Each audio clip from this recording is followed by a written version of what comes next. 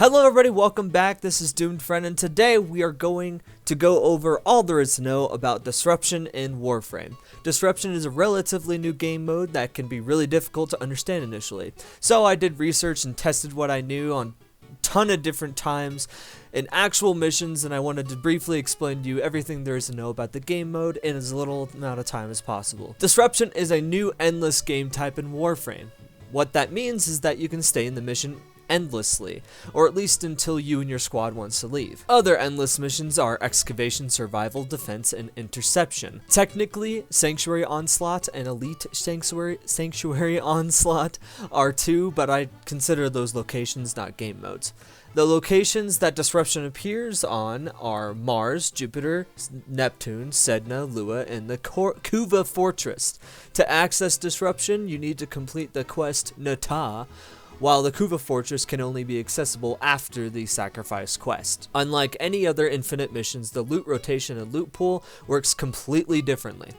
Usually the rewards cycle consistently. For example, in Survival, the loot rotates every 5 minutes. So at minute 5, you get loot from loot pool A, and then you get it from A again at 10, and then at 15 you get B, and 20 you get C. So the loot will rotate A, B, C indefinitely. That's the same for all of the other endless game mode types. In Disruption, the loot is different.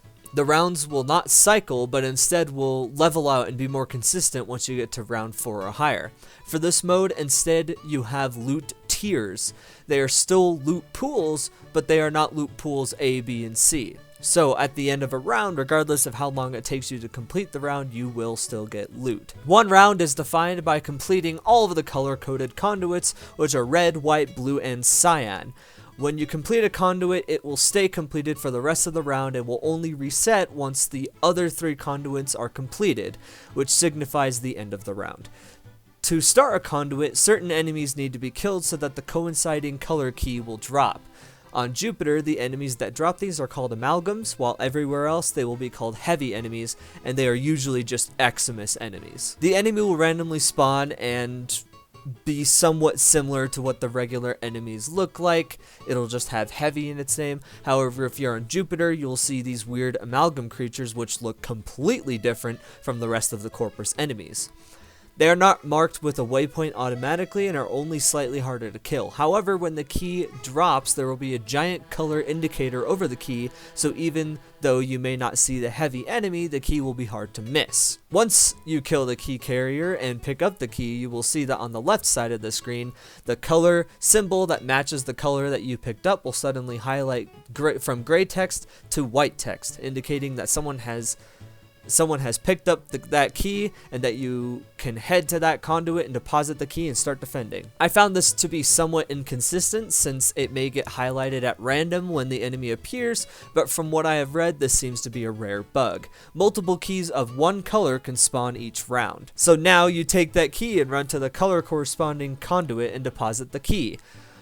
You will then be tasked with defending the conduit. This is relatively similar to mobile defense since you deposit the object into a system and then defend it until time is up. However, the conduit does not have health and normal enemies will not attack it. Instead, you will be defending it against a very specific type of enemy called a demo. On Jupiter, these are demolysts, and everywhere else they are called demolishers. They're both just put in the same category called demo units.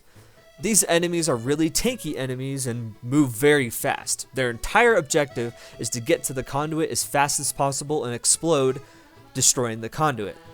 The conduit defense is considered a failure if the demo destroys the conduit, but it is considered a success if the demo is destroyed before reaching the conduit, or if the demo fails to reach the conduit in time. So sometimes the time will just run out and the demo unit will just be nowhere to be found. If the team spots the demo, it will be marked with the red symbol that is commonly used for kill this target, as you would see in Extermination, for example.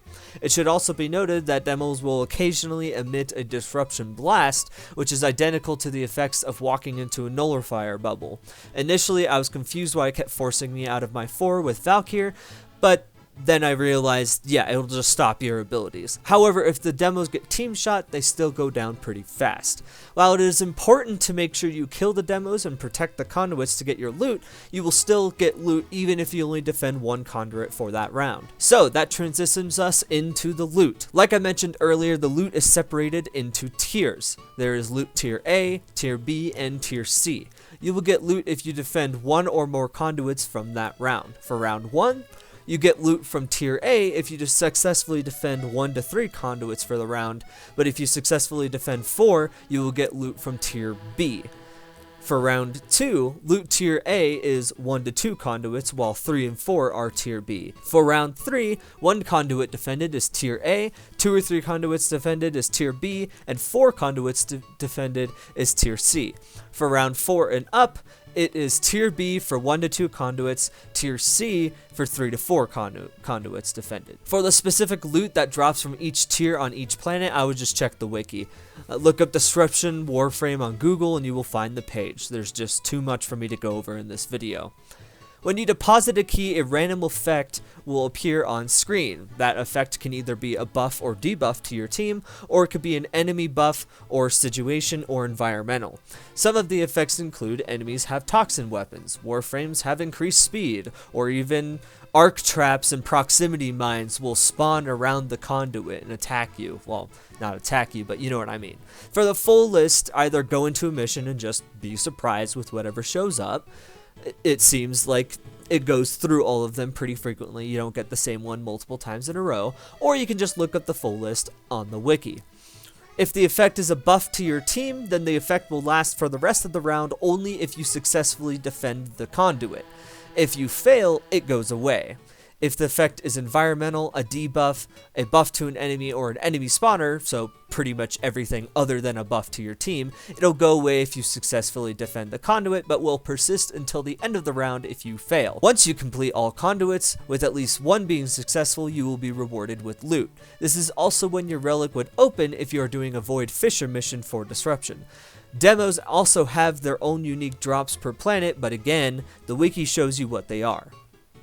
Okay, so now that we have what the game mode is, let's go into some tips and trivia about the game mode. For one, make sure you bring a strong weapon, as not all Warframe abilities will consistently kill the demos. It is useful and important to only do one conduit at a time so your entire team can focus on defending it from the demos, as they move fast and can be really tough to kill. It's possible to do several, especially if 2 are in close proximity, but doing more than 2 that are not close together is not recommended. It is important to try to work with your team to be successful, as the enemies spawn frequently and scale very quickly.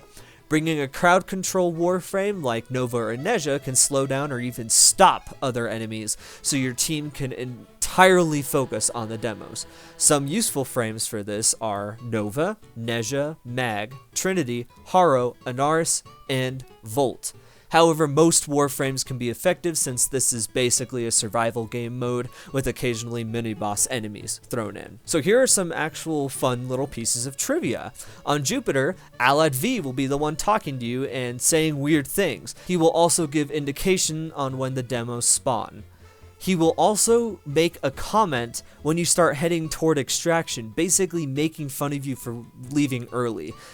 I found that to be really funny, and it's not really mentioned on the wiki, but it pretty much happens to me every time. He'll say like, oh, leaving early, I guess I'll have to find someone else to work on my amalgams. Everywhere other than Jupiter, Little Duck from Fortuna will actually serve as mission control. She'll basically say some of the same things that Alad V will, but instead of antagonizing you, she'll be there to help you out. She'll mention things like, you know, there's more loot here if you're willing to stay, and if you start to leave, she says, yes, it's a good idea to get out while you still can. Another piece of trivia is that all keys on the map or held by players will despawn once the round is over, so you can't just carry a key into the next round. Lastly, the demos can and will destroy Gara's glass and Frost's bubble if they do the disruption burst within the range of the bubble or glass wall. So this is not an effective way to actually hold them off. In fact, a frost bubble can actually be detrimental to your team, as if you put the frost bubble around the conduit to try to protect yourself while defending the conduit, none of your allies can hit the demolist if it goes within the bubble and they're standing on the outside. So if you're using frost, either have a max range bubble so you can still kill the demolist as it comes inside, and I also don't think it's slowed by the frost bubble, or just run a frost that's either for damage for his 2 or for his 4. Okay, so that's it for the video. I hope this helped you out in your journey for the loot, and I hope that you can go out and use this video to actually be useful to your team, as many people are still not 100% sure how to play this game mode, and if you're on something like Sedna, the enemies will scale really fast and be very difficult. So hopefully this will help you out in being an effective member for your team, and will also help you potentially solo it in the future. Anyway, I will see you in the next video. Peace out, bros.